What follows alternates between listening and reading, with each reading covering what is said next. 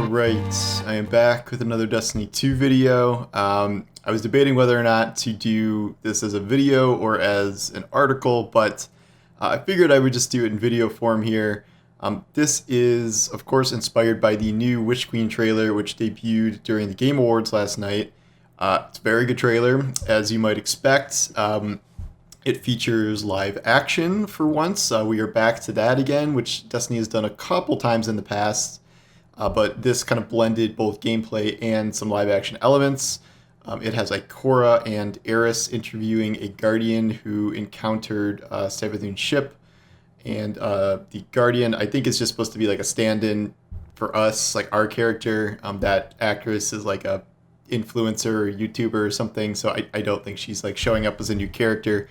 But we saw a lot of interesting things in this trailer, which Bungie said is just from the first mission. All the stuff we saw in there is just the first mission. I know they're keeping a lot of stuff under wraps. I know they have said previously that they really want this campaign to be like a true like first-person shooter campaign at a level they haven't really done for a while now. And we also remember that there's like a legend difficulty coming to the campaign where you will play through the missions again for different rewards and stuff like that, which is a new kind of concept they haven't done in a really long time. Like, I mean, that was kind of like a Halo thing. Is going back to replay the campaign on like legend difficulty. One thing that jumped out here was the prevalence of Mars in this. Previously, we have seen like Ikora's little like True Detective string board that seemed to be on Mars, but here we can see actual gameplay on Mars, and this raises the question of, is Mars coming back? Yes and no is my guess here. So it's interesting because what the Guardian says in the trailer is that they arrived on Mars, but it felt wrong or something like that. And the vision of Mars that we see here is not really any Mars that I can place. I might be wrong about this, but I can't really link it to a specific place in Destiny 1 or Destiny 2 Mars. There is corn or something, or wheat that they're walking through at one point, which don't remember that on Mars, but that appears. And then they get to an area where Savathun has this giant like crown ship, and it is hovering above. I had to do a double take on this because I'm like, that's the Io thing, right? It's like the thing on the ground that's like a crater that sort of looks like a maze, and that was the thing that we used to have on Io, which is where the Traveler touched down originally, and that's where that like thing was. And people were always like saying like, why can't we go down there and play in there? But now there's a different one of those on Mars, and then when you go to like a different angle of it, it shows the whole like the Season of Arrivals like maze design that we kept seeing in there, in the center of that. And then Savathun's ring ship is above it, and then there's a sequence where we're killing Cabal somewhere around this area, and then the Guardians go on the ship. And then that's when the actual campaign starts, and I'm guessing at the end of that, we will be transported to her throne world, or this is already in her throne world, and this is like a weird variant of Mars that's not the real Mars. So what this seems like to me is that in all likelihood, Mars is not fully coming back as a zone. I do not think this means that we are getting Destiny 1 Mars or Destiny 2 Mars back. I have previously written that I would really love to see Destiny 2 Mars return because I think that was a lot of solid content. Escalation Protocol, 2 strikes, some good story missions, good expansion content. I would love to see that whole zone return. I don't really care about D1 Mars as much. I think that was my least favorite zone from Destiny 1, so I'm less eager to see that come back. What I think here is what some people were guessing at is that this is another like Phobos situation where they are creating this kind of small instance area just for this mission. Essentially, like Phobos was the introduction to a larger campaign. I think that was that the Red War campaign? I don't even remember at this point. I think that was the intro to the Red War. And so what we have here is probably like a small kind of self-contained section of Mars that we kind of drop into and then board Savathun's ship from there. And then it does not actually translate into something that's a fully playable zone.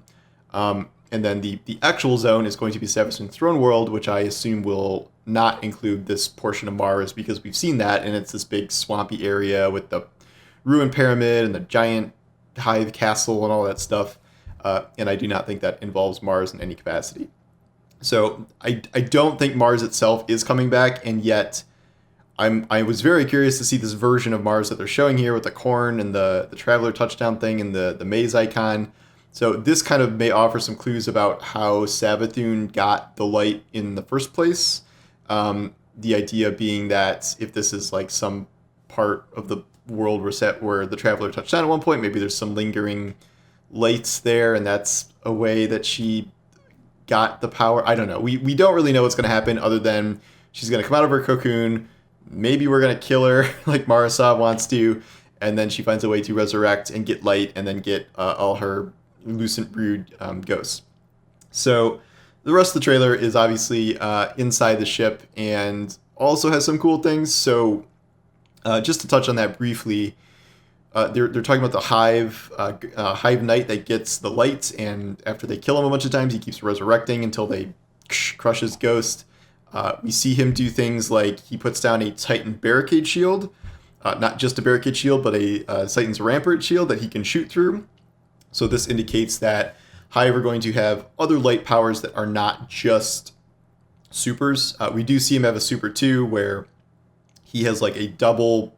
I think it's Void, a double Void shield, where he's even doing like moves that we don't have. Like he does some sort of like double giant shield slam thing to kind of destroy us, and then we see our Guardians use a bunch of kind of the new Void abilities. There's a couple Void projectiles that we see in there that are cool, and then maybe some stuff I missed, but the bulk of it is kind of showing off the new Hive Guardian power. So if the Knight is the Titan, I think we saw these already, where I think like an Acolyte is kind of the equivalent of the Hunter, and then the Wizard is the equivalent of the Warlock.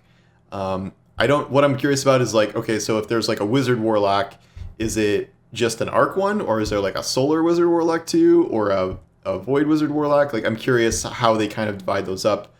Also, obviously wondering what these fights are going to be like against resurrecting Hive, because that seems kind of crazy. It always has, but we kind of got to look up how that might work here. But yeah, I really wanted to focus on the Mars stuff because that really raised a question in my mind about whether Mars could be returning. I still want Mars to come back. I think one problem with the current system of content vaulting is that nothing has ever come back from the vault. All the stuff they've put in the vault has stayed in the vault. They are finally going to be taking, I think, 2 Crucible maps out of it or something like that. But generally speaking, it is locking all the Destiny 2 stuff in there. And the stuff it is, quote, bringing out of the vault is just Destiny 1 stuff, reprisals from there. And I think it would make people feel better, maybe, that, like, it would break the narrative. Like, we paid for this, it's gone now forever. If some of the stuff did start coming back and it wasn't gone forever and they scrubbed it up with their new engine tech and put it back in the game. So far, we really have no indications that that is coming, at least for the Witch Queen, or maybe even for this year. We know that there are 2 new dungeons. We know that a Destiny 1 raid is coming back. That is probably either going to be King's Fall or Wrath of the Machine. My guess is Wrath of the Machine, but we'll see. I don't think that will come with the Plague Lands zone itself. I think that will probably be another kind of Legends tab like we have Vault of Glass now, but that's just my theory. Everybody loves Wrath of the Machine, and then having another Hive raid I think might not work. I think they're going to probably do a Fallen one, so we'll see what happens with that. But yeah, I'm not expecting a full Mars debut. I'm expecting a Mars segment, and then maybe Mars can come back in the future, but does not seem to be happening anytime soon unless I am dramatically misreading this and they are going to surprise Spring Mars on us. But I feel like they would have mentioned that. I don't think that's something they would have kept a secret.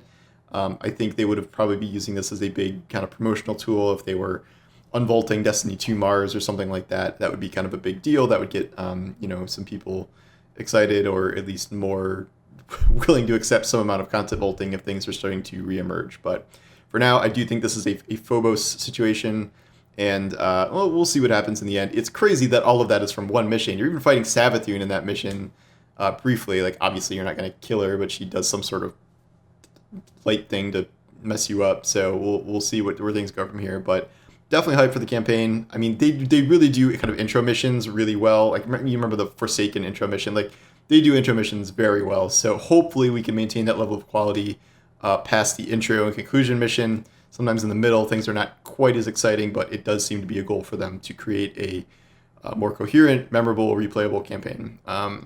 Anyway, we'll see what happens, but thanks for watching, and I will talk to you guys soon. Take care.